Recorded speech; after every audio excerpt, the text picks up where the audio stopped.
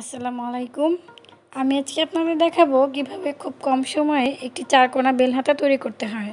ভিডিওটি না টেনে সম্পূর্ণ ভিডিওটি দেখুন, তাহলে আপনারাও নিজেরাই এই বেল হাতাটি তৈরি করতে পারবেন।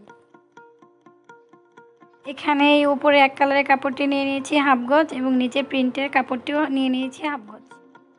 এই কাপড়টি দিয়ে আমি উপরের মেন হাতার অংশটি কাটিং করব এবং প্রিন্টেরটা দিয়ে আমি নিচের বেল হাতার নিচের অংশটা কাটিং করে নেব। উপরের চওড়া অংশ নিয়ে নিচ্ছি 9 ইঞ্চি। আপনারা আপনাদের জামার প্রয়োজন অনুযায়ী নিয়ে নেবেন। এখন এখানে আমি হাতার লম্বা অংশে 3.5 ইঞ্চিতে দাগ দিয়ে নিচ্ছি, আর নিচের দিকে আমি 14 ইঞ্চিতে দাগ দেব। তো আমার 13 ইঞ্চিতেই থাকবে হাতা এবং 1 ইঞ্চি এক্সট্রা সেলাইয়ের জন্য।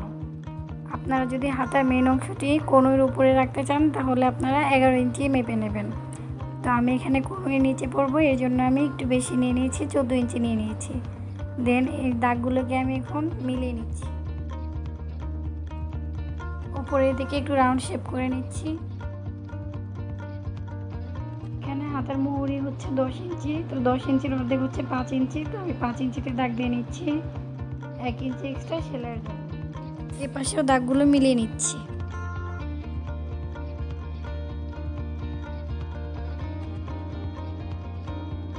এখন দাগ অনুযায়ী কাটিং করে নিচ্ছি।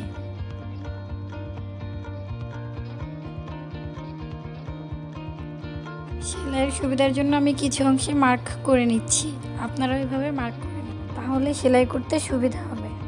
এখন প্রিন্টের কাপড়টিকে নিয়ে নিয়েছি। এখানে হাফ গজ পরিমাণ কাপড় ছিল, এখানে 2 পাট কাপড় আছে। এটাকে আমি আরেকটি ভাঁজ দিয়ে 4 পাট করে নিচ্ছি। এখন এটাকে আরও একবার ভাঁজ দিয়ে মোট 8 পাট করে নিলাম।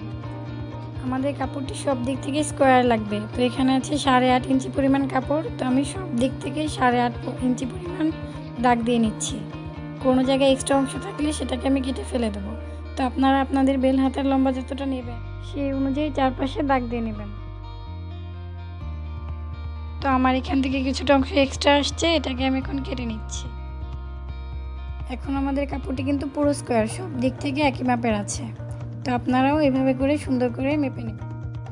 এখন আমাদের হাতের এই উপরের অংশ থেকে কেটে নিতে হবে। তো এর জন্য আমরা মুহুরির যে পরিমাণ নিয়েছিলাম 5 ইঞ্চি, তো এখানে 5 ইঞ্চি নিতে হবে। 5 ইঞ্চির অর্ধেক হচ্ছে 2.5 ইঞ্চি। যেহেতু কাপড়টি 4 ভাঁজে আছে এর জন্য আমি 2.5 ইঞ্চি নিচ্ছি। তো 2.5 ইঞ্চিতে দাগ দিয়ে নিচ্ছি।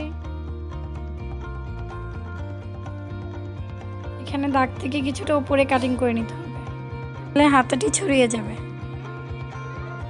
এখন হাতাটিকে আমরা খুলে নিচ্ছি। দেখুন এই দুই পাশে কিন্তু বদ্ধ সাইড আছে, কিন্তু এই 3 নাম্বার বদ্ধ সাইডটা কিন্তু আমরা কেটে নেব। এই সাইডটাকে কেটে আমাদের 2টা হাতা আলাদা করে নিতে হবে।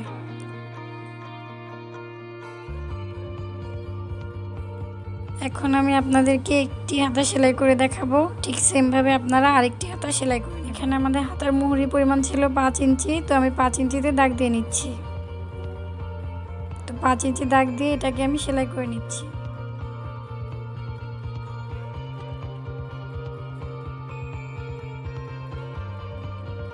এখানে আমি 2টা বেল হাতার অংশ একসাথে কাটিং করে রেখেছিলাম, তো একটা সরিয়ে নিচ্ছি আর একটা হাতার সাথে জয়েন করে দেখাবো।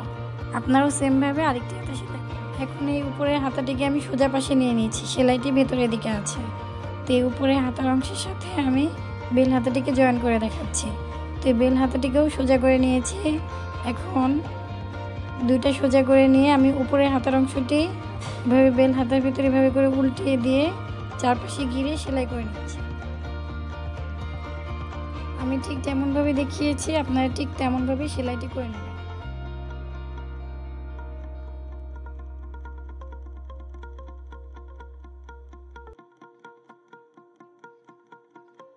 আপনাদের যদি বেল হাতার কাপড়ের ঘেরটা বেশি হয় তাহলে এক্সট্রা অংশটুকু মেন অংশের সাথে কুচি দিয়ে দিয়ে সেলাই করে নেবেন। এখানে পুরোটার উপর একবার সেলাই হয়ে গেছে। সেলাইটিকে শক্ত করার জন্য আমি আরেকবার সেলাই দিয়ে নিচ্ছি। আপনারাও সবসময় ডাবল সেলাই করে নেবেন, তাহলে সেলাইটি খুব সহজে ছিঁড়ে যাবে না।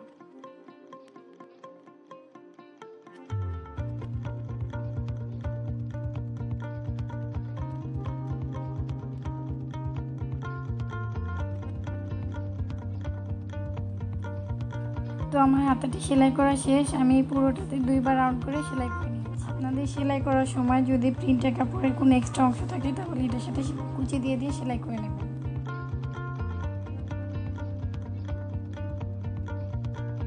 হাতার দুটি অংশ জয়েন করা শেষ। এখন আমরা নিচের দিকে পাইপিং জয়েন করে দেখাবো। আমি এখানে 1 ইঞ্চি পরিমাণ পাইপিনের কাপড়টি নিয়ে নিয়েছি, আপনারা আপনাদের প্রয়োজন অনুযায়ী নিয়ে নেবেন। এখন পাইপিনের কাপড়টিকে আমি ডাবল ফোল্ড করে বেল হাতাটি সিধা পাশে এভাবে করে সেলাই করে নিচ্ছি। এখানে পাইপিং জয়েন করার জন্য আপনাদের কাপড়টি বাঁকা করে কাটার কোনো প্রয়োজন নেই, সোজা করে কেটে নিলেই হয়ে যাবে।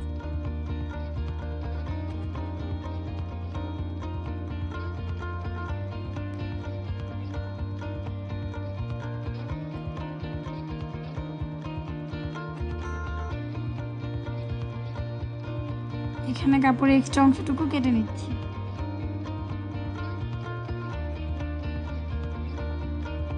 এখন পাইপিংটাকে ভেতরের দিকে ঘুরিয়ে একটি চাপ সেলাই দিয়ে নিচ্ছি।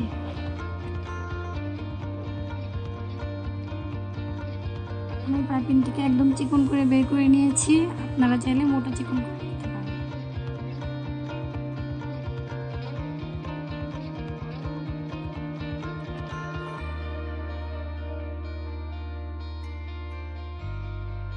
এই যে আমাদের এক পাশ সেলাই হয়ে গেছে। এখন আমি এখান থেকে আরেকটা এভাবে করে সেলাই করে নেব। তো আমাদের এখানে মোট 4টা সাইড আছে, এইভাবে সেমভাবে আমরা সেলাই করে নিব। এখানে পাইপিনের উপরের অংশ কাটা অংশ, এর জন্য আমরা 2 ভাঁজ করে নিচ্ছি যেন ফিনিশিংটা ভালো হয়।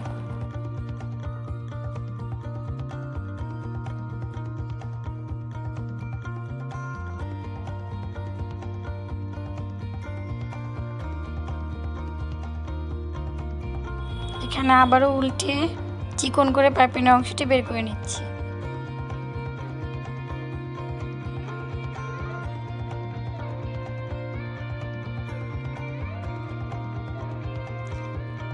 এভাবে সেমভাবে আমি অপর 2 পাশেও সেলাই করে নিচ্ছি।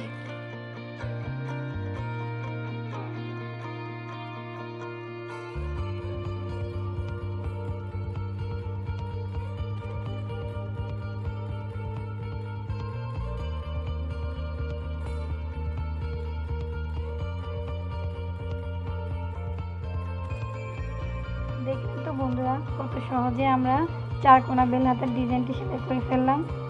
তো আমার ভিডিওটি যদি আপনাদের ভালো লাগে তাহলে অবশ্যই আমার চ্যানেলটিকে সাবস্ক্রাইব করবেন, লাইক, কমেন্ট এবং বন্ধুদের মাঝে অনেক শেয়ার করবেন। Thanks for watching my video.